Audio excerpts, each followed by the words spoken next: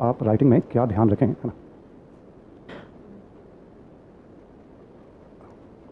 सबसे पहले तो मैं आपको एक बेसिक सी बात बता दूं, आप कुछ भी आंसर करिए, 3 चीज़ें सबसे ज़्यादा महत्व रखती है। एक 3 क्या कह सकता हूँ मैं, इसमें 2 पहलू बहुत ज़्यादा महत्व रखता है किसी भी आंसर में, और वो है आपका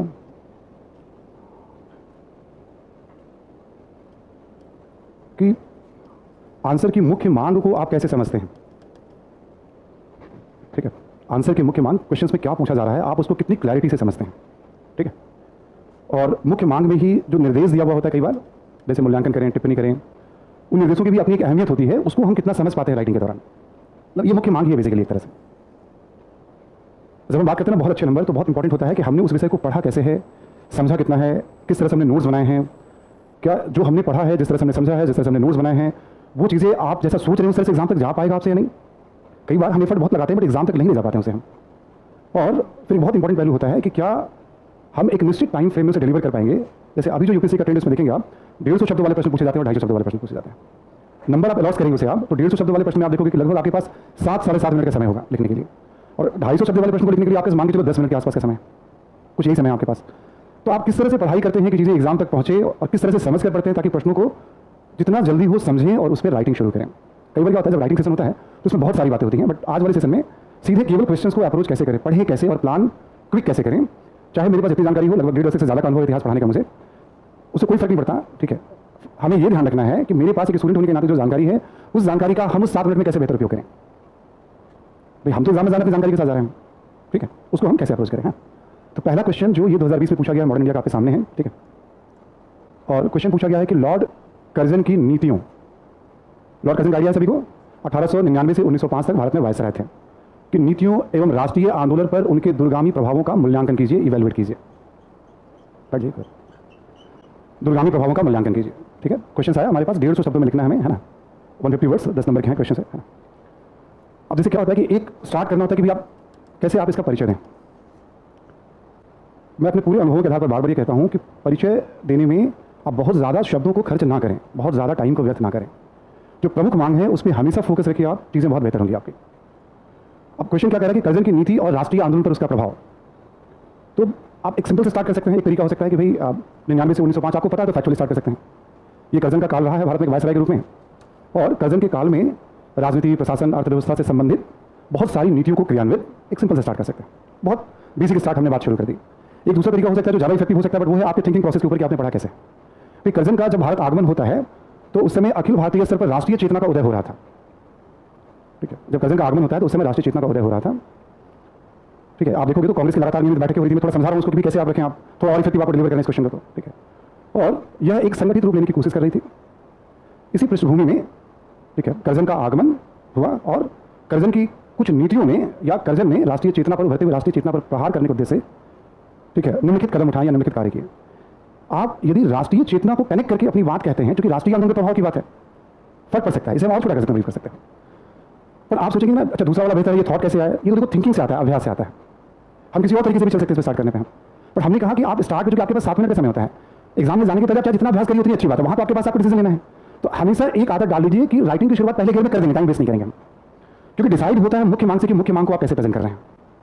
यदि हम इंट्रोडक्शन में बहुत टाइम खराब कर देंगे तो जो पूछा गया वो लिख नहीं पाएंगे हम। तो मेरा एक सुझाव है आपके लिए कि आप हमेशा एक प्लान ए रखिए कि क्वेश्चन से किसी वर्ड से हम स्टार्ट कर देंगे। प्लान बी, जब आप अभ्यास करें तो किसी भी स्टार्ट को कितना इफेक्टिव बना सकते हैं। वो अवस्था कब आती है जब विषय वस्तु पे आपकी बहुत पकड़ होती है, विषय वस्तु बार बार पढ़ने की जरूरत नहीं है, आपको केवल सोचने की जरूरत है कि आंसर को कैसे बेहतर प्रेजेंट करें। तो आप अपना अपना कॉल लीजिएगा, जो बच्चे स्टार्ट कर रहे हो प्लान ए से चलिएगा। जिन बच्चों को लगता है कि नहीं हम थोड़ा प्रभावित स्टार्ट करें हम, तो आप सोच सकते हैं आप कि कर्जन का आगमन राष्ट्रीय आंदोलन को उसमें चरित्र किया था जिसमें कर्जन आ रहा है, और कर्जन बहुत घोषित तौर पर कहता था कि राष्ट्रीय चेतना को कमजोर करना है, उभरते हुए राष्ट्रवाद पर प्रहार करना, साफ साफ कहता था। तो जिस तरह की बातें ध्यान है तो आप इसे स्टार्ट कर सकते हैं, है ना। अब कह रहा है कि साफ साफ करें कि कर्जन की नीतियां,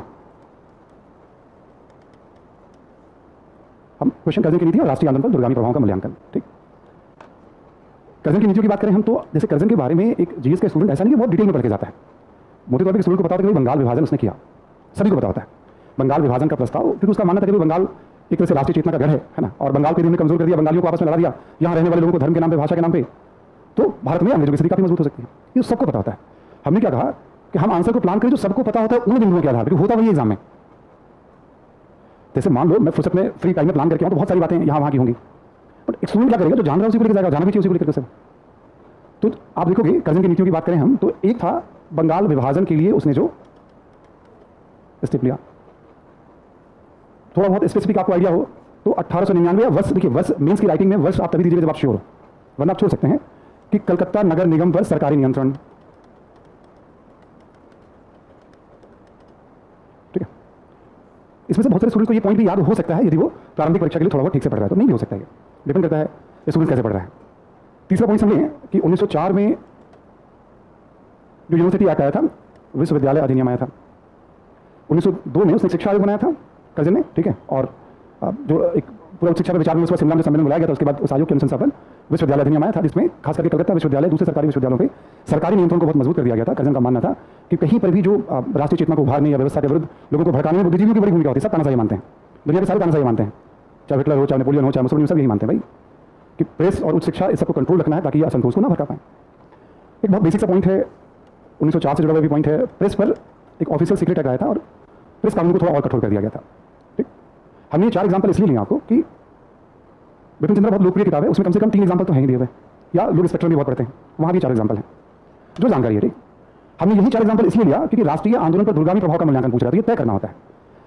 कर्जन ने पुलिस सुधार के लिए भी काम किया, ठीक है, कर्जन ने पुलिस सुधार के लिए भी काम किया, कर्जन ने सैन्य व्यवस्था में भी कुछ रिफॉर्म किया, कर्जन ने सिंचाई के क्षेत्र में भी काम किया, कर्जन ने विदेश नीति के क्षेत्र में भी कुछ कदम उठाए। आप देखोगे तो कर्जन ने अकाल के क्षेत्र में उसने कुछ कदम उठाया, मैकडोनल्ड आयोग बना था उसके समय, ठीक है, और एक अकाल कमिश्नर की नियुक्ति का प्रावधान किया गया था कर्जन के समय, है ना, ऐसे इन्फॉर्मेशन है, ले सकते हैं उनमें से भी हम। बट हमने क्या बताया 7 मिनट, मैं तो थोड़ा समझा रहा हूँ क्योंकि आपको बता रहा हूँ कि हमें क्विक प्लान करना है, तो हमने स्टार्ट कर दिया। कर्जन की नीतियों और राष्ट्रीय आंदोलन पर दूरगामी प्रभाव। भाई देखो, पुलिस सुधार या सैन्य सुधार वगैरह भी राष्ट्रीय आंदोलन पर प्रभाव से संबंधित हो सकते हैं। इतना कौन वहाँ बैठ के सोच पाएगा, कोई नहीं सोच पाएगा। मैं आपको एक जानकारी दे दूँ इसी बीच में, और एक बार मैं आपको बस परिचय भी करा दूँ कि हमारे साथ यहाँ आइएगा प्लीज़ आप एक बार, है ना, आज आप प्लीज़ एक बार आप। हमारे साथ शशि शेखर जी हैं, अभी इनकी रैंक इस बार 240वीं रैंक आई है और ये प्रॉपर IAS हैं अभी इस बार, ठीक है, चयन हुआ इनका। और मज़ेदार बात है कि पहले पेपर में बहुत अच्छे नंबर हैं, ठीक है, लगातार हमारे साथ हमारी क्लास में रहेंगे।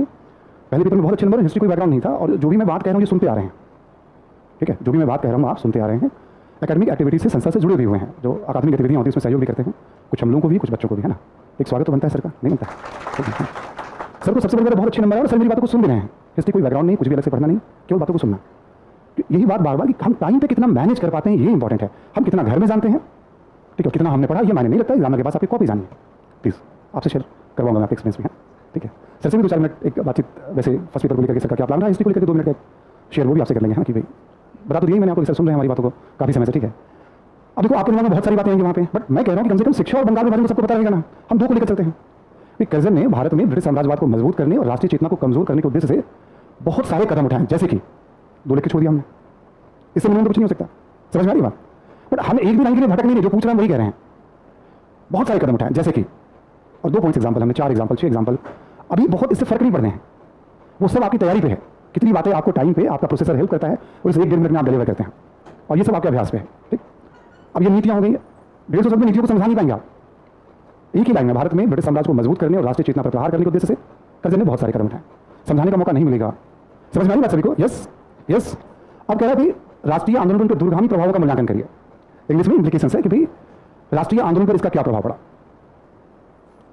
राष्ट्रीय आंदोलन पर प्रभाव का मूल्यांकन। अभी हमने कहा था थोड़ी देर पहले, जैसे मूल्यांकन शब्द है या असेस शब्द है, हम किसी भी चीज़ का आकलन करते हैं, इवेलुएट कर रहे हैं, असेस कर रहे हैं, तो उसके हम अच्छे और बुरे, good and bad, positive and negative दोनों एस्पेक्ट्स को देखते हैं हम। तो राष्ट्रीय आंदोलन तो हमारे लिए तो बहुत पॉजिटिव सेंस में आज़ादी की लड़ाई, ठीक है। जैसे हम इवेलुएट और असेस, ये 2 शब्द हैं जिसमें हम एक तरह से जो उसके किसी चीज़ के अच्छे बिंदु और किसी चीज़ के नकारात्मक बिंदु इसका असेसमेंट करते हैं, बहुत सिंपल। ऐसे किसी भी टेल वर्ड्स के लिए केवल अंग्रेजी के अक्षर डिक्शनरी को आधार बनाइएगा, शॉर्टकट यूट्यूब पे पढ़े हुए देख लीजिएगा, कोई अच्छा हो तो बहुत अच्छी बात है, वरना अपने ऊपर भरोसा ज़्यादा करिएगा, डिक्शनरी यूज करिए, उसका मतलब समझिए और उसको अप्लाई करिए, ठीक है, शॉर्टकट की मेथड मत अपनाइएगा। अब इसका राष्ट्रीय आंदोलन पर प्रभाव की बात करें हम क्या पड़ा, है ना। तो अब तक देखोगे कि राष्ट्रीय आंदोलन क्या था कि 3 दिनों की बैठक तक सिमटा हुआ था, मैं समझा रहा हूँ लेकिन इतना टाइम लगेगा आपको। 3 दिनों की बैठक, देश के अलग अलग हिस्सों में बैठक, यदि हम कांग्रेस की बात करें मोटे तौर पर, हम दूसरी कोई मजबूत धारा है नहीं इस समय। बट कर्जन की नीतियों के बाद हम क्या देखते हैं, अखिल भारतीय स्तर पर आंदोलन की अभिव्यक्ति, और फिर ये कड़ी आगे भी निरंतर मजबूत होती चली गई, दूरगामी प्रभाव। स्वदेशी आंदोलन के बाद अखिल भारतीय स्तर पर आंदोलन एक आम सामान्य विशेषता बन गई। यस, आप देखोगे यह अब तक जो आंदोलन था, जो राष्ट्रीय चेतना थी, बुद्धिजीवियों के बीच में थी, बट बुद्धिजीवियों के साथ साथ इसमें आम लोगों की भी भागीदारी, ये दोनों पॉइंट बहुत कॉमन है, किसी को भी पता है, ऐसा नहीं कि नहीं पता है, जो पढ़ते जा रहे उसे पता है, आम लोगों की भागीदारी। अब तक संघर्ष के जो तरीके थे उसमें हम प्रार्थना, अपील, याचिका, अखबारों में लेख, संघर्ष के तरीकों में भी हम क्या देखते हैं? क्रांतिकारी बदलाव। सड़कों पर उतरकर संघर्ष, बहिष्कार, हड़ताल, स्वदेशी, ठीक है, इस तरह के देखोगे आप संघर्ष के तरीकों में भी क्रांतिकारी बदलाव देखते हैं। और मजेदार बात हम क्या देखते हैं कि न केवल संघर्ष के तरीकों में भी बल्कि इनकी इसकी नीति की प्रतिक्रिया स्वरूप सांस्कृतिक तत्वों का भी राष्ट्रीय चेतना में बड़े पैमाने पर उपयोग, सांस्कृतिक तत्वों का भी बड़े पैमाने पर उपयोग, ठीक है। और हम क्या देखते हैं कि इसके बाद सरकार की जो दमनकारी नीति रही तो उससे युवा जो है क्रांति के रास्ते पे, हिंसा के रास्ते पे। होता क्या है आमतौर पे, यदि आपने एक किताब को भी समझ कर पढ़ा है, बिपिन चंद्रा या स्पेक्ट्रम, कोई भी एक किताब, तो आपको कभी भी ये नहीं सोचना है कि ये क्वेश्चन पूछा गया और इसका आंसर आपको नहीं आता है। ठीक, सिंपल क्वेश्चन है, डिफिकल्ट क्वेश्चन, ये सोचना बंद कर दीजिए आप। अंतर बस इतना होता है कि जो पूछा गया और हम जो जानते हैं उसके बीच हम कैसे एक समीकरण बिठाएं। समझ में आ रही बात? ये कॉन्फिडेंस रखिए आप, दोनों में से कोई एक किताब पढ़ रखिए तो मैं आपको एश्योर करता हूं हिंदुस्तान में आप मेंस देने जाएंगे, कोई भी कंपीटेंट आपसे ज्यादा नहीं जानता है, कोई भी नहीं जानता है। बस अंतर वो क्वेश्चंस को समझने का, टाइम मैनेजमेंट का और प्रेजेंट करने का होगा। अब मेरा सुझाव क्या होता है कि ठीक है, रिलेटिवली देखा जाए तो भाई हम अभी आराम से बात कर रहे हैं, बिना किसी प्रेशर की बात कर रहे हैं, एग्जाम में प्रेशर होता है। मेरा सुझाव ये होता है कि 150 शब्दों वाले सवाल में मान लो उसके दो हिस्से पूछे गए थे, कर्जन की नीतियां और उसका राष्ट्रीय आंदोलन पर, तो हमने कोई 1, 2, 3 नीतियों का संक्षेप में उल्लेख कर दिया और राष्ट्रीय आंदोलन के प्रभाव के 3-4 बिंदु कम से कम हमने, आप 6 बता दो, 7 बता दो, 8 बता दो, ये तो आपकी प्रतिभा है। जो टॉप कर रहे हैं, टॉप 3 में आ रहे हैं, इससे ज़्यादा बता नहीं पा रहे वहाँ। मैं अब वही बात कर रहा हूँ, आपसे कम्युनिकेट कर रहा हूँ, है ना। घर में चाहे जितने पॉइंट्स आ जाए उनको एग्जाम देने के बाद या एग्जाम देने के पहले, वहाँ जो कर पा रहे हैं वो 7 मिनट में इतना ही कर पाएंगे। समझ में आई बात सभी को? तो प्रारंभ किया, कर्जन की नीतियों का संक्षेप में उल्लेख किया। आपके पास यदि जानकारी अधिक है तो आप कुछ नीतियाँ और बढ़ा दीजिए आप, बट राष्ट्रीय आंदोलन से कनेक्ट करने वाली यही प्रमुख नीतियाँ हैं। उसके पुलिस सुधार और सैन्य सुधार से राष्ट्रवाद की गति कमजोर नहीं हुई। तुम खाएगा क्यों? ये तो फुर्सत में आपको समझाऊंगा, वापस कुछ सोच रहा होगा कि मैं इस बिंदु को लिख सकता हूँ, लिखना नहीं लिखना। मॉन्क्रीफ आयोग और फ्रेजर आयोग से कोई फर्क नहीं पड़ना है बहुत, ठीक है, उन सबसे। तो वो बिंदु जो राष्ट्रीय आंदोलन को प्रभावित कर रहे हैं और किस तरह से इसका दूरगामी प्रभाव हमें राष्ट्रीय आंदोलन पर दिखाई, हम सकारात्मक सेंस में लेंगे इसे। हम ऐसा नहीं मूल्यांकन सकारात्मक, पूरा सकारात्मक सेंस में लेंगे इसे। हम स्टार्ट किया हमने, कर्जन जब आया तो उस तरह से हमने खाका बना लिया या इकाल रहा। भारत में ब्रिटिश साम्राज्य किसी भी गवर्नर पे यूज कर सकते हैं आप। प्रैक्टिस करते करते आप एक फ्रेम बना लेंगे। गवर्नर है तो एक सिंपल सा गियर 1, बाइक को गियर 1 में कैसे डालना है, तो इसके कार्यकाल में छोटा सा लाइन फ्रेम कर लीजिए आप। क्या मकसद होगा कोई भी गवर्नर आएगा भारत में ब्रिटिश साम्राज्य को मजबूत करना, और इस उद्देश्य से उसने कई कदम उठाए। कई बार मिलते जुलते टॉपिक पे आप अपना एक पंच लाइन या इस तरह का लाइन बना सकते हैं जो कि बड़ा सिंपल होता है।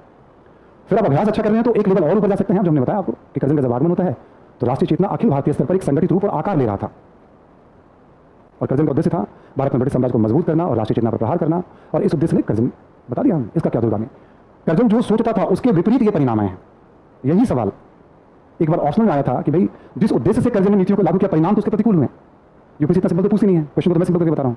सेम क्वेश्चन एक बार ऑप्शनल में आया है बहुत पहले, जिन उद्देश्यों को लेकर कर्जन अपनी नीतियों को लेकर आगे बढ़ा, परिणाम उसके प्रतिकूल। वो क्या सोच रहा था? राष्ट्रवाद को कमजोर करेंगे। हुआ क्या? उलट। क्लियर सभी को? सेम क्वेश्चन एक बार आ चुका है, तरीका वो अलग था, ये तरीका अलग है।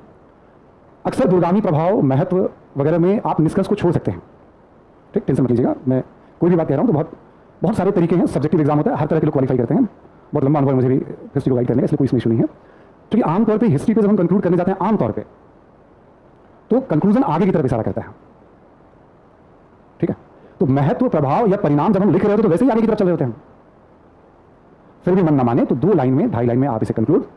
इस प्रकार कर्जन की नीतियों के साथ जो परिवर्तन हुआ, धीरे धीरे यह बृहत रूप, राष्ट्रीय चेतना का बृहत रूप या बृहत आकार लेता गया, और जिसकी परिणति भारत की आज़ादी में हम चाहें तो कर सकते हैं। हम चाहे तो इसे हम महत्व, प्रभाव, परिणाम वाले क्वेश्चंस में, ठीक है, आपके पास छोड़ने का स्कोप रहता है, बट आप मेंटली प्रिपेयर होकर जाना है वहाँ पे। कलम जो चल गया तो चल गया, सोचना नहीं उसको। क्लियर सभी को? मुख्य मांग, अब प्रारंभ को भी भूल जाइए, निष्कर्ष को भी भूल जाइए, ठीक है।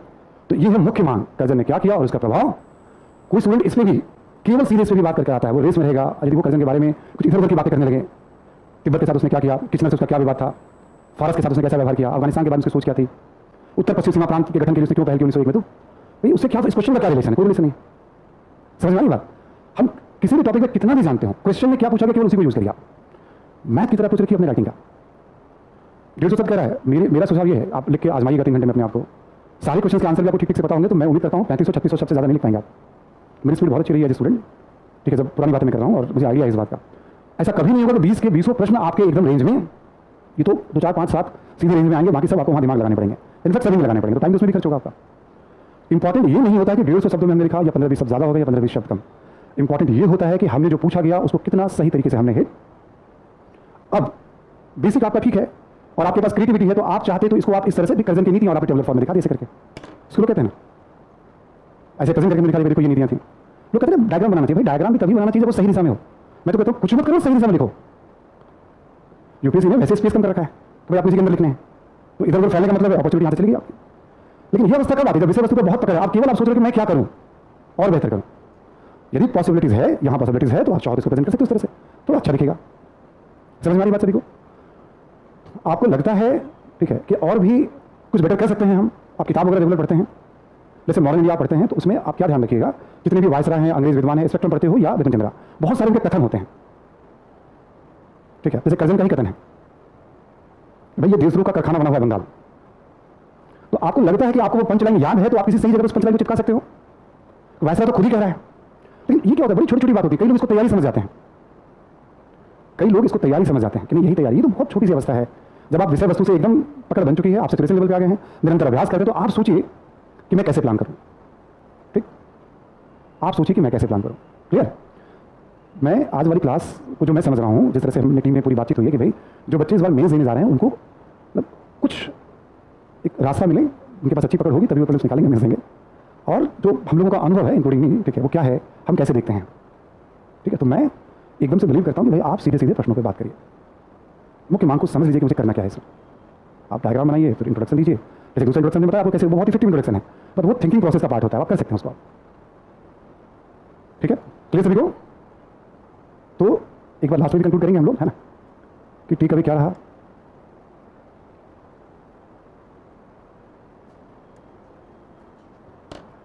दूसरा सवाल मैं पढ़ रहा हूँ, ये भी सवाल पूछा गया है, 15 अंक का है, 250 शब्दों में है, 2020 में पूछा गया ये सवाल, 2020-21 का सवाल है।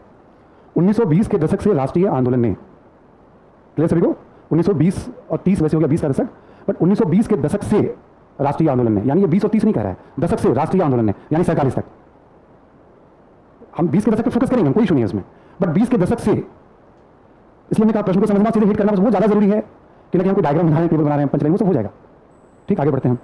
कई वैचारिक धाराओं को ग्रहण किया, राष्ट्रीय आंदोलन ने कई वैचारिक धाराओं को, आइडियोलॉजिकल जो अलग अलग स्ट्रीम्स थी उसको ग्रहण किया और अपना सामाजिक आधार बढ़ाया, यानी राष्ट्रीय आंदोलन में भाग लेने वालों की संख्या बढ़ी अलग अलग आइडियोलॉजी के कारण 20 के दशक से। विवेचना कीजिए, डिस्कस करिए। इस संदर्भ में आप बस उनको बता दीजिए, समझा दीजिए कि क्या क्या हुआ। अब एक क्विक फिर से प्रारंभ करेंगे हम, एक छोटा सा एग्जाम्पल प्रारंभ का कि भाई जो 1920 का दशक था कि राष्ट्रीय आंदोलन का एक बहुत महत्वपूर्ण दशक था। ठीक है, बहुआयामी परिवर्तन वाला दशक था। हमने क्वेश्चन को थोड़ा उलट पुलट करके हमने क्विक स्टार्ट, समझ में आ रही बात सभी को? एक क्विक स्टार्ट कर दिया हमने कि भाई दशक था। ठीक है, हमने इस तरह से बात हमने करनी शुरू कर दी भाई। और इस दशक में राष्ट्रीय आंदोलन में बहुत सारी विचारधाराएं और धाराएं, आइडियोलॉजी और जो स्ट्रीम्स हैं, उनमें केवल उभर कर सामने आई, या जो पहले से थी वो अधिक सशक्त हुई। एक तरीका ऐसे कह सकते, थोड़ा बहुत सोचते हैं भाई, लगभग 8 से 10 दशकों का भारतीय राष्ट्रीय आंदोलन का फेज रहा है, लगभग 1 सदी या 8 से 10 दशकों का संघर्ष का काल रहा है, और उसमें यह दशक विभिन्न परिवर्तनों के लिए राष्ट्रीय संघर्ष में जाना जाता है। उसी बात को हम चाहें तो थोड़ा और इफेक्टिव तरीके से प्रेजेंट कर सकते हैं। ये महज स्टार्ट है, समझ में आ रही बात सभी को? यस, आपके पास भी कुछ लाइन बन रहे हो, क्योंकि राष्ट्रीय संघर्ष, राष्ट्रीय आंदोलन हम कोशिश कर रहे हैं, उसी में हम फ्रेम करें। अब क्वेश्चन डिमांड क्या करें, राष्ट्रीय आंदोलन में कई वैचारिक धाराएं, कई वैचारिक धाराएं। ठीक है, राष्ट्रीय आंदोलन में कई वैचारिक धाराएं। अब कोई भी स्टूडेंट जो जानता है चीज़ों को, ठीक है, कोई भी स्टूडेंट जो चीज़ों को जानता है, जैसे मान लो सबको पता है कि कांग्रेस एक मजबूत धारा रही है, और सबको पता है कि कांग्रेस पर लोकतंत्र या उदारवाद का प्रभाव रहा है, ये एक धारा है। ठीक है, आप देखोगे यही वो दौर है जब गांधीवाद या गांधी जी का प्रभाव भी कांग्रेस पर, मैं मान के चल रहा हूँ कि यहाँ जो बच्चे बैठे हुए हैं उनको इतिहास की समझ है, गलत तो नहीं मान रहा हूँ मैं, तो एक प्रिकॉशन है इसके लिए, मतलब जिसको इतिहास की समझ नहीं, मतलब जिसने नहीं पढ़ा है, ये उनके लिए सेशन भी नहीं है। कोई ऐसा बच्चा तो नहीं क्लास में बैठा हुआ जो लग रहा है कि क्या हो रहा है किसी को भी, मतलब हाँ एक बार मैंने पूछ लिया, मतलब ठीक है कि भाई प्रिकॉशन इसमें चेतावनी लिखी हुई है ना, मतलब ठीक है, आप एकदम से पीटी आप देकर के आए हो या आपका बहुत अच्छा बेस है, हम सीधे क्वेश्चन को अप्रोच कर रहे हैं। एक तरीका क्या होता है कि पहले पूरा टॉपिक समझा दूँ आपको बहुत विस्तार से, आमतौर पर जो हम डिस्कशन में करते हैं, यहाँ वो सब कुछ भी नहीं, जो बच्चे देखे वो सीधे कुछ लेके हमसे क्या ध्यान रखना है। जैसे एक धारा क्या है, कांग्रेस है, ये पहले से पता है लोकतांत्रिक धारा है, ठीक, लोकतंत्र के रास्ते पे चल रही है, उदारवाद के रास्ते पे चल रही है। गांधी जी अपने आप में धारा गांधीवाद हो जाते हैं। 20 के दशक में सबको पता हो कांग्रेस पर मार्क्सवाद का प्रभाव। 1925 में सीपीआई का गठन होता है भारत में कानपुर में, और जो सीपीआई के मेंबर थे वो कांग्रेस के मेंबर हो सकते थे, वो अलग अपनी पार्टी भी चला रहे हैं। तो कांग्रेस के भीतर कम से कम ये तो पहले से चली आ रही है। अब इसमें नया क्या होगा लोकतंत्र में देखोगे आप, तो पहली बार जो विवाद हुआ 19 के अधिनियम को लेकर, फिर तय हुआ कांग्रेस ने कि भाई हम चुनाव में भाग तो लोकतांत्रिक धारा एक कदम आगे जाती है कि हम चुनावी राजनीति में भाग लेंगे। इससे क्या होता है, शहरों में बुद्धिजीवियों के बीच कांग्रेस की पकड़ और मजबूत, कांग्रेस विभाजित होने से बच जाती है, जो परिवर्तन विरोधी परिवर्तन समर्थक की धारा थी। गांधी जी कांग्रेस के आंदोलन का नेतृत्व कर रहे हैं और सबको पता है कि गांधीवाद की विशेषताओं के बारे में कि आंदोलन संगठित होना चाहिए, अहिंसात्मक होना चाहिए, रचनात्मक कार्यों पर बल दे रहे हैं। कम से कम संगठन, अहिंसा और रचनात्मक कार्य ये वैसी विशेषताएं हैं जो बड़े लेवल पे कांग्रेस के आंदोलन को एक बहुत बृहत लेवल पे मास आंदोलन में परिवर्तित। ठीक है, मार्क्सवाद जो सामाजिक आर्थिक अन्याय के विरुद्ध आवाज उठा रहा है कि नहीं कांग्रेस को भी गरीबों के हक में सही बात उठानी है। तो केवल हम बात करें 20 के दशक में तो कांग्रेस में ये 3 धाराएं और ये तीनों धाराएं कांग्रेस के भीतर प्रबल होती चली गई। मार्क्सवादी अलग हो जाएंगे तो कांग्रेस समाजवादी पार्टी आ जाएगा 30 के दशक में। यस, कांग्रेस के भीतर सीएसपी आ गई, कांग्रेस समाजवादी पार्टी आ गई। ठीक, गांधीवादी धारा रचनात्मक हिंसात्मक कार्यों के साथ सविनय अवज्ञा, व्यक्तिगत सत्याग्रह वो प्रबल होती चली गई आगे भाई। लोकतांत्रिक धारा कांग्रेस 35 के दिन चुनाव में भाग ले रही 37 में, ये समझाने का मौका नहीं मिलेगा, ये आपको समझना है। कई वैचारिक धाराएं, तो पहले वैचारिक धाराएं प्रेजेंट करने का तरीका और भी हो सकता है। उदारवादी, मार्क्सवादी, ये जो मेन धारा होती है और उदारवाद का मेन जो आईना है, वो मेन जो चेहरा है वो कांग्रेस है। पर हम ऐसे पढ़ते नहीं अपने राष्ट्रीय आंदोलन को। ज्यादातर जो छात्र होते हैं जो स्पेक्ट्रम डिफरेंस चंद्र को पढ़ते हैं उस आधार पे सिंपली पढ़ते हैं कांग्रेस एक धारा थी। तो कांग्रेस में कौन कौन सी आइडियोलॉजी काम कर रही थी, तो हम जैसे पढ़ते हैं उसी लेवल पे मैं इसको फ्रेम कर रहा हूँ जो किताबों में दिया हुआ है, वरना मैं इसको रिवर्स कर सकता हूँ, मैं धारा के हिसाब से बात कर सकता हूँ और जो किताबों में चल रहा है उसी हिसाब से मैं आपको बता रहा हूँ। ठीक है, मैं किताबों में ऐसे दिया और हमने कह दिया। तो एक धारा योगी कांग्रेस के भीतर, कांग्रेस से बाहर भी मार्क्सवाद चल रहा है 20 के दशक में, और कांग्रेस के बाहर क्रांतिकारी गतिविधियां हैं, हिंसात्मक गतिविधियां, भगत सिंह जैसे क्रांतिकारी पर भी मार्क्सवादी विचारधारा का प्रभाव। तो एक हिस्सा आपको यह बताना है कि 1920 के दशक में राष्ट्रीय आंदोलन में कौन कौन सी वैचारिक धाराएं जुड़ती हैं। ठीक, हमने इस बात को मैं बिल्कुल मैथ की तरह ही बात कर रहा हूं, कौन कौन सी वैचारिक धाराएं जुड़ती हैं। 3 ही रास्ते हैं मोटे मोटे संघर्ष के, कांग्रेस का रास्ता, मार्क्सवादियों का रास्ता जो कांग्रेस के बाहर थे, और क्रांतिकारी जो वीर सावरकर और खुदीराम बोस, प्रफुल्ल चाकी, भगत सिंह, चंद्रशेखर आजाद वाली जो परंपरा थे। 3 ही रास्ते राष्ट्रीय आंदोलन की बात करें भाई, ये धाराएं हैं और इन धाराओं से राष्ट्रीय आंदोलन का सामाजिक आधार, यानी राष्ट्रीय आंदोलन से अधिक लोग कैसे जुड़ते हैं, हमने धारा बताई और वहीं पे इसको एक्सप्लेन कर दिया कि रचनात्मक कार्य, अहिंसात्मक के कारण महिलाओं, वृद्धों, ठीक है, देश के अलग अलग हिस्सों, शहरों, गांवों से भागीदारी, रचनात्मक कार्यों के कारण आप देखोगे मतलब जो एकदम अलग थलग पड़ा हुआ तबका था समाज का वो भी जुड़ने लगा। हिंदू मुस्लिम एकता पे बल, महिलाओं की दशा में सुधार, ये सब क्या भागीदारी को सुनिश्चित करेगा, समझाने का मौका नहीं आपके पास। 2 ही मुख्य मान है क्वेश्चन के, वैचारिक धाराएं समझी क्या आपने, और उससे राष्ट्रीय आंदोलन का सामाजिक आधार कैसे मजबूत, क्लियर सभी को। तो फिर एक बार हम अब निष्कर्ष की जब बारी आएगी तो ये जो धाराएं हैं 20 के दशक में जो राष्ट्रीय आंदोलन में जुड़ती हैं, है ना, क्या कुछ प्रॉब्लम क्या वहां पे, है ना, हाँ, 20 के दशक में राष्ट्रीय आंदोलन से कनेक्ट होती हैं और यही धारा 30 और 40 के दशक में और व्यापक रूप, समझ में आ रही बात, 1920 के दशक से और व्यापक रूप ग्रहण करती चली जाती है, जैसे सविनय अवज्ञा आंदोलन में, किसान आंदोलन में। मतलब अब आपके पास जनरल, बहुत जनरल अंडरस्टैंडिंग में सवाल है, और अंततः 15 अगस्त 47 को भारत को आजादी, ठीक है, या न केवल आजादी मिलती है बल्कि इसका प्रभाव राष्ट्र निर्माण और संविधान पर भी एक कदम और आगे बढ़ेंगे, डिस्कस में आगे बढ़ेंगे। तो जो लिखना है वो जटिल नहीं है, बस जो लिखना है उसको ठीक से समझना है कि मुझे लिखना है। यस, इस तो बौद्धिक क्षमता का एग्जाम है ना, हमने पढ़ लिया, उस रूप में तो पूछा नहीं जाएगा, कभी-कभी उस रूप में भी आता है सीधे सीधे, ठीक है, कभी-कभी उस रूप में भी आता है, हमने जो पढ़ा अब उसको हम कैसे प्रश्नों के अकॉर्डिंग ढालेंगे। क्लियर सभी को, ठीक है, आगे बढ़ते हैं फिर हम।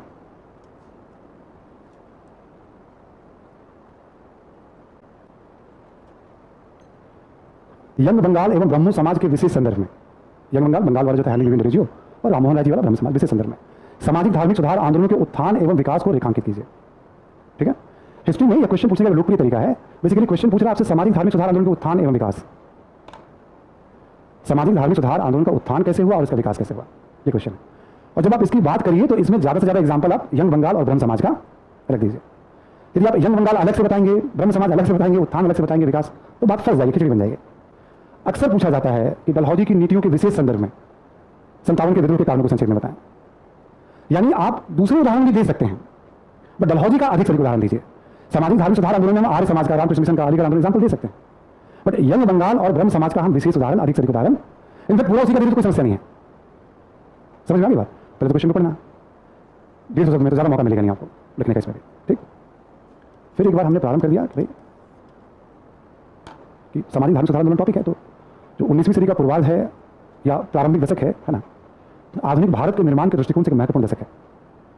समझा रहा हूं मैं आपको कि यही वो दौर है, मतलब 1810, 20, 30, जहां पढ़े लिखे भारतीयों के द्वारा आधुनिक विचारों पर आधारित आधुनिक समाज और राष्ट्र के निर्माण का स्वप्न, ठीक है, यदि प्रभावी तरीके से आप बात करना चाहते हैं तो कुछ इस तरह का 1.5-2 लाइन आप फ्रेम कर लीजिए सामाजिक धार्मिक सुधार आंदोलन पे, क्योंकि ये है ही उसका निष्कर्ष।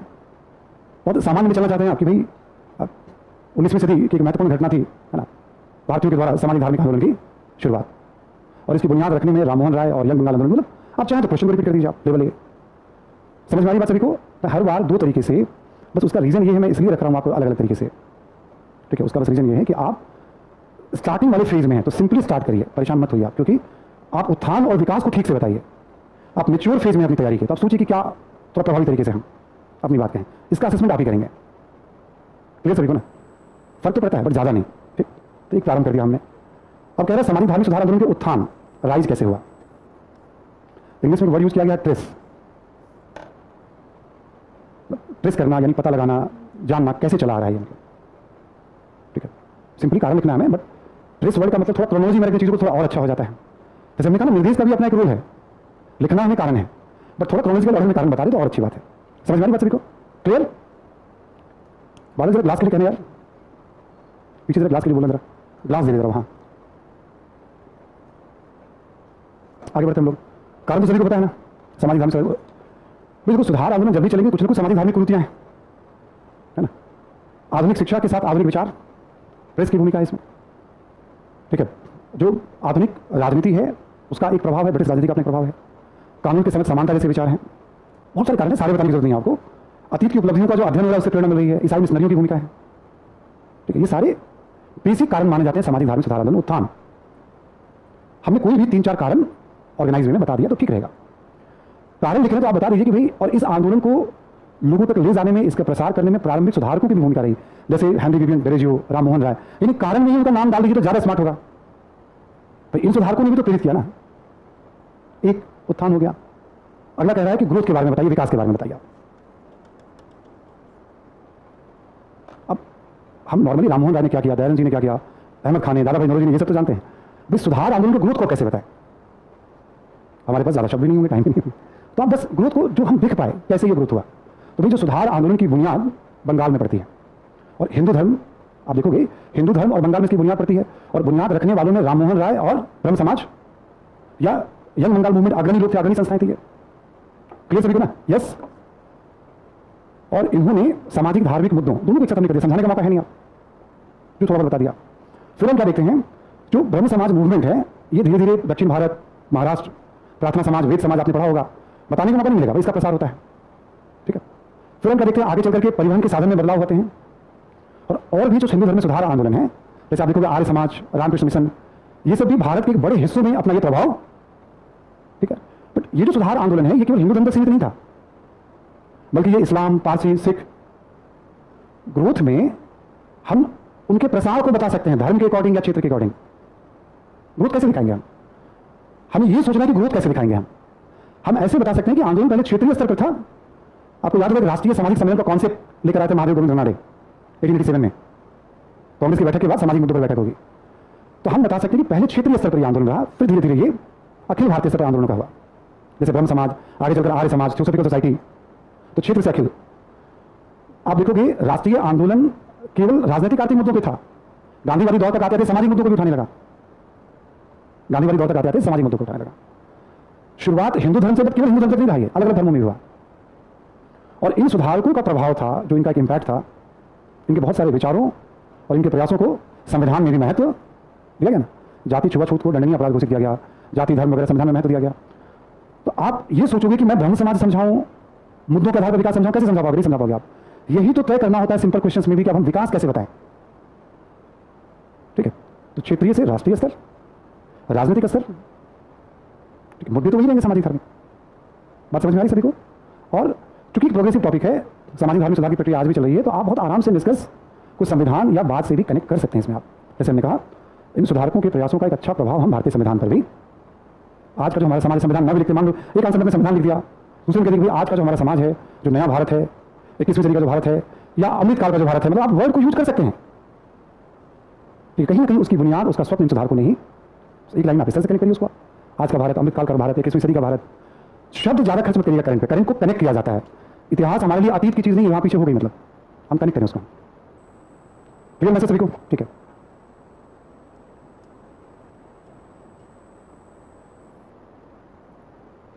ये पूछा गया 2021 में, नरमपंथियों की भूमिका ने, सबको पता है नरमपंथी या उदारवादी, अंग्रेजी में मॉडरेट कहते हैं, ठीक है, ज़्यादातर कांग्रेस के जो संवैधानिक राजनीति में आस्था रखने वाले नेताओं के लिए शब्द का प्रयोग किया गया।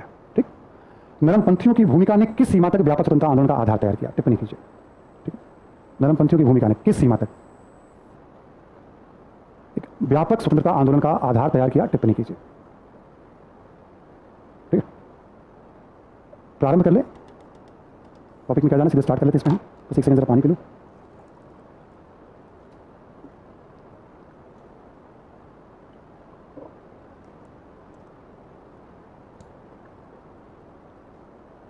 ठीक है, प्रारंभ करने के बाद हम ना कि जो स्वतंत्रता संघर्ष हमारा है उसमें अलग अलग धाराओं, संगठनों, वर्गों का योगदान, जो हमारा राष्ट्रीय संघर्ष रहा है उसमें अलग अलग विचारधाराओं, संगठनों, वर्गों का योगदान है ना। एक आप इस तरह से शुरू कर सकते हैं जब आप बात शुरू करेंगे आप, है ना। एक आप चाहें तो ऐसे भी स्टार्ट कर सकते हैं कि भाई 19वीं सदी के अंतिम दशकों में, ठीक है, कांग्रेस के प्रारंभिक नेताओं के द्वारा अखिल भारतीय स्तर पर राष्ट्रीय आंदोलन की एक बुनियाद, हम एक सिंपल सा स्टार्ट कर सकते हैं, है ना। क्वेश्चन क्या कह रहा है? क्वेश्चन कह रहा है कि स्वतंत्रता, व्यापक स्वतंत्रता आंदोलन का आधार कैसे तैयार किया? तो जब हम नरमपंथी की बात करते हैं 1885 से, तो उस समय राष्ट्रीय आंदोलन क्या था? उस समय देखो तो भारत में क्षेत्रीय संस्थाएं थी, कहीं पे इंडियन एसोसिएशन है, कहीं पे पूना सार्वजनिक सभा है, कहीं पे मद्रास महाजन सभा है। कोई अखिल भारतीय संस्था थी क्या? नहीं। कोई ऐसा नेता था क्या राजनीतिक स्तर पे जो महाराष्ट्र का नेता और बंगाल में बहुत स्वीकार्य हो? बंगाल का नेता वो भी नहीं दिखेगा आपको। कुछ ऐसे मुद्दे जिसको लेकर पूरे भारत में आंदोलन चलाया जा रहा है राजनीतिक स्तर पे, था क्या? नहीं ना। तो हम देखें, हम जब हम बात करेंगे कि भाई कि हम नरमपंथी आंदोलन से पहले के राष्ट्रीय चेतना को, राष्ट्रीय आंदोलन को देखें हम, तो राष्ट्रीय चेतना प्रारंभिक अवस्था में थी, क्षेत्रीय स्तर पर सक्रियता थी। आंदोलन को देखें तो हम क्षेत्रीय स्तर पर स्वीकार्यता थी। अखिल भारतीय स्तर पर कोई बहुत प्रभावी नेतृत्व हमें दिखाई नहीं पड़ते हैं। समझाने के लिए मैं आपको बता रहा हूँ। सामाजिक धार्मिक सुधार आंदोलन को देखें तो वो आधुनिक विचारों के प्रसार और सामाजिक धार्मिक मुद्दों पर लोगों को जागरूक, हम जब किसी के योगदान को देखेंगे तो पहले तो समझेंगे ना कि उससे पहले की अवस्था क्या थी जब हम उनके योगदान की बात कर रहे हैं। एक तरीका ये होगा समझने का, मैं समझा रहा हूं आपको। मेरा मकसद ये है कि एग्जामिनर को मैं योगदान ही बताऊं, चाहे इसके बारे में कुछ भी जानते हो। हम स्टार्ट भी ऐसे कर सकते हैं कि भारतीय राष्ट्रीय आंदोलन में विशेषकर कांग्रेस के अंतर्गत, ठीक है, नेतृत्व के स्तर पर कई धाराएं रही हैं। उसमें प्रारंभिक 2 दशक विशेषकर नरमपंथियों का प्रभाव रहा है। और कांग्रेस की स्थापना से पूर्व राष्ट्रीय आंदोलन को देखें, थोड़ा हमने समझा दिया, इंट्रोडक्शन को थोड़ा सा हमने बड़ा कर दिया। 250 शब्द है क्या इसमें? है, कर सकते हैं थोड़ा, कोई इशू नहीं है। अब नरमपंथियों का योगदान क्या रहा जिससे राष्ट्रीय आंदोलन का व्यापक आधार, तो प्रारंभ कर दिया हमने। अब हम सीधे योगदान पे आते हैं। आप देखोगे अखिल भारतीय स्तर के संगठन की स्थापना, ठीक है, अखिल भारतीय स्तर के संगठन की स्थापना, देश के अलग अलग हिस्सों में बैठक करना। पहली बैठक कहां हुई थी? बॉम्बे। दूसरी बैठक, तीसरी बैठक मद्रास, चौथी बैठक इलाहाबाद। देश के 4 अलग अलग हिस्सों में बैठक हुई। एक अखिल भारतीय स्तर की संस्था की स्थापना, तो अब तक क्षेत्रीय संस्था थी, समझ में आ रही बात? बहुत बड़ा योगदान। लेकिन हम क्या देखते हैं, महज 3 दिनों की बैठक और संगठनात्मक ढांचा 365 दिन वाला नहीं। बट इसी संस्था को आधार बनाते हुए आगे चलकर स्वदेशी आंदोलन की बुनियाद पड़ी और फिर संगठनात्मक ढांचा गांधीवादी चरण में मजबूत हुआ और इसने राष्ट्रीय आंदोलन का नेतृत्व, केवल योगदान नहीं, साथ में सीमा और योगदान दोनों को कनेक्ट करते चलना है।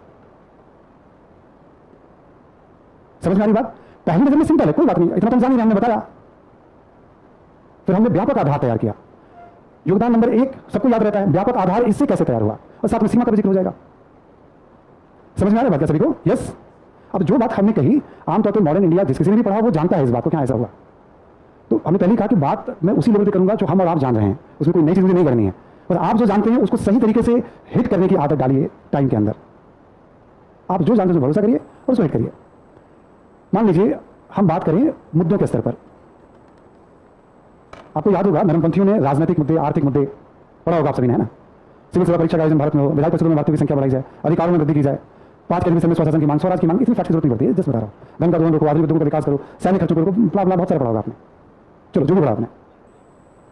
अब इनका लक्ष्य क्या था? उन मुद्दों की पहचान करें जिसमें हम आपस में ना लड़ें। यस, हम उन मुद्दों की पहचान करें जिसमें हम आपस में ना लड़ें। ये मुद्दे हो गए। अभी करते क्या थे? उन मुद्दों को पहचान लिया, उस पर अखबारों को लेख लिखना, लोगों को जागरूक। बट इन्होंने मुद्दों को तो पहचान लिया, बट वो मुद्दे आम लोगों के स्तर पर, तो आप देखोगे उन्हीं मुद्दों को आखिर अंग्रेजों को भारत से निकालना है क्यों? इस बात की वैचारिक बुनियाद किसने रखी? नरमपंथियों ने। तो इसी बात को तो लेकर गरम दल वाले नेता आम लोगों के बीच में, और गांधी जी जन जन और घर घर में पहुंचते हैं। यही वो मुद्दा है जिसे क्रांतिकारी भी अंग्रेजों का विरोध करते हैं। यही वो मुद्दे हैं जिसको आधार बनाकर समाजवाद, तो ये वो मुद्दे थे। अंग्रेजों को निकालना है क्योंकि वो हमें लूट रहे हैं। इन मुद्दों में धन का दोहन उनका सबसे बड़ा योगदान माना जाता है। तो हमने ऐसे कुछ 4, 5, 6 बातों को रख दिया। उन चूंकि भाई देखो 3 दिनों की बैठक है, अखबारों में लेख है, प्रार्थना तो सीमा तो है इनकी। ये चीज आगे कैसे राष्ट्रीय आंदोलन का एक व्यापक आधार, क्योंकि आगे तैयार कर रही कि ना कि इन्होंने ही सब कुछ कर दिया, तो जैसे आपने बताया आगे तैयार कर रही है, यानी वहीं पर इनकी एक सीमा भी उभर कर। मेरा बस आधी क्लास का मकसद यही है, क्वेश्चन को सीधे हिट करूं मैं आपको कि देखो ये पूछ रहा है, जिसको ये आदत पड़ गई ना, ठीक है, उसे नंबर आने से कोई रोकेगा ही नहीं। निर्भीक होकर के समझने पे टाइम देना है हमें।